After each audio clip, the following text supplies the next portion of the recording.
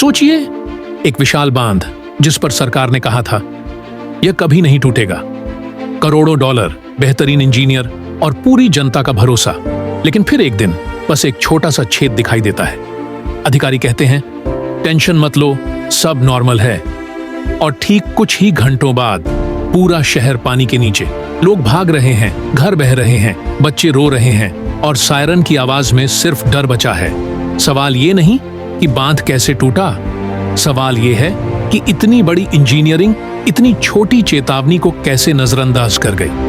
आज की कहानी है टीटॉन डैम डिजास्टर की, एक ऐसी सच्ची घटना जो हमें बताती है कि कभी-कभी सबसे खतरनाक चीजें बहुत छोटी दिखती हैं और जब हम उन्हें इग्नोर करते हैं तब तबाही इतिहास बन जाती है। 1960 के दशक में अमेरिका के आइडाहो राज्य में एक बड़ा सपना देखा जा रहा था।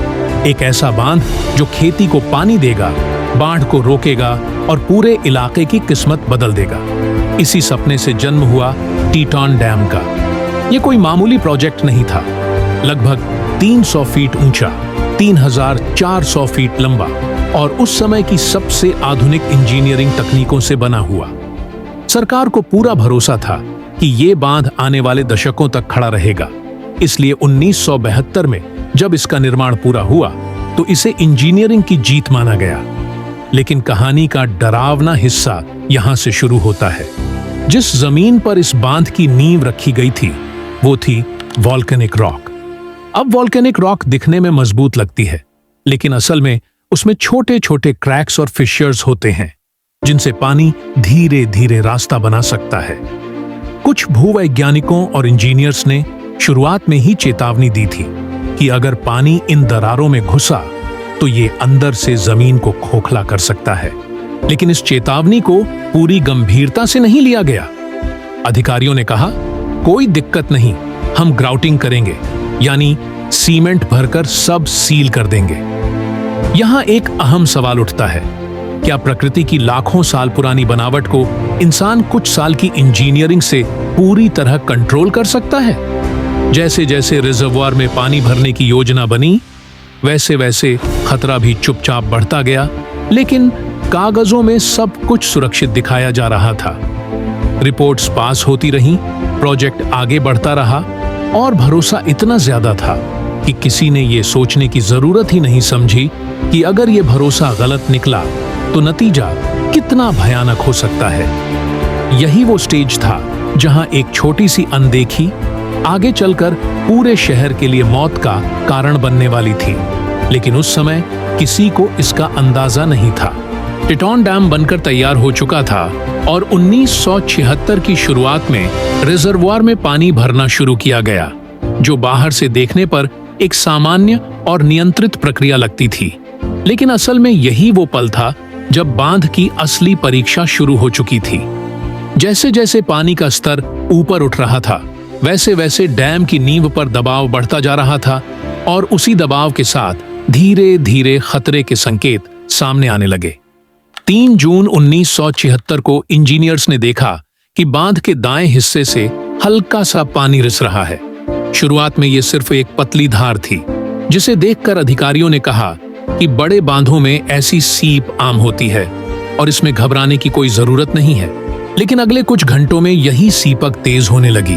पानी के साथ मिट्टी के कण भी बाहर आने लगे और जमीन के रंग में बदलाव साफ दिखाई देने लगा।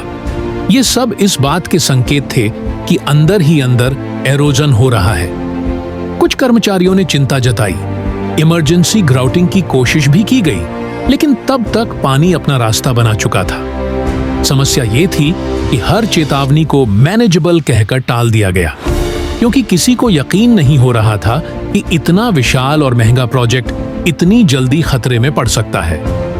यही वो खतरनाक मानसिकता थी, जब डेटा और संकेत मौजूद होते हैं लेकिन भरोसा इतना ज्यादा होता है कि दिमाग उन्हें मानने से इनकार कर देता है। और इसी इनकार के बीच वो छोटा सा रिसाव धीरे धीरे एक ऐसे छेद में बदल रहा था जो कुछ ही समय में पूरे बांध और पूरे शहर की किस्मत तय करने वाला था। 6 जून 1976 की सुबह बिल्कुल सामान्य लग रही थी, लेकिन टीटॉन डैम के अंदर मौत की उलटी गिनती शुरू हो चुकी थी। सुबह होते होते रिसाव एक छोटे से छेद में बदल चुका था और इंजीनियर्स अब समझ चुके थे कि मामला हाथ से निकल रहा है। फिर भी किसी को अंदाजा नहीं था कि सब कुछ इतनी तेजी से खत्म होगा। ठीक 11:57 बांध की दीवार अचानक कांपी, एक जोरदार आवाज गूंजी और सेकंडों में वो छोटा सा छेद एक विशाल दरार में बदल गया। अगले ही पल करोड़ों टन पानी राक्षस की तरह बाहर फूट पड़ा। करीब 20 से 30 फीट ऊंची पानी की दीवार घाटी की ओर दौड़ पड़ी, अपने रास्ते में आने वाली हर चीज को निगलते हुए। घर, खेत, सड़कें, गाड़ियां, सब कुछ ऐसे बह रहा था जैसे खिलौने हों। लोगों के पास सोचने का समय तक नहीं था। कुछ मिनटों में पूरे शहर को खाली करना नामुमकिन था। हेलीकॉप्टर आसमान में थे, सायरन बज रहे थे, लेकिन पानी उनसे कहीं तेज था। उस पल साफ हो गया था कि यह सिर्फ एक इंजीनियरिंग फेल्योर नहीं, बल्कि एक जिंदा जागती त्रासदी थी जिसे अब कोई नहीं रोक सकता था। जब पानी की वो दीवार आगे बढ़ी तो उसका असली निशाना बने नीचे बसे शहर, खासकर रेक्सबर्ग और उसके आसपास के इलाके। कुछ ही घंटों में पूरा इलाका पहचान में न आने वाला मलबा बन चुका था। जहां कभी स्कूलों की घंटी बजती थी, वहां सिर्फ बहता हुआ पानी और टूटी छतें दिखाई दे रही थीं। लगभग 13,000 से ज्यादा लोग बेघर हो गए। कुछ के लिए तो एक पल में उनकी पूरी जिंदगी बह गई। सबसे दर्दनाक बात यह थी कि ज्यादातर लोगों को भागने का मौका तक नहीं मिला। वार्निंग देर से पहुंची और इवैक्यूएशन अधूरी रह गई। 11 लोगों की मौत दर्ज की गई, लेकिन असली नुकसान आंकड़ों में नहीं मापा जा सकता, क्योंकि किसी ने अपना घर खोया, किसी ने अपनों की यादें। उस दिन लोगों ने सिर्फ पानी नहीं देखा, उन्होंने सिस्टम की नाकामी को अपनी आंखों से महसूस किया।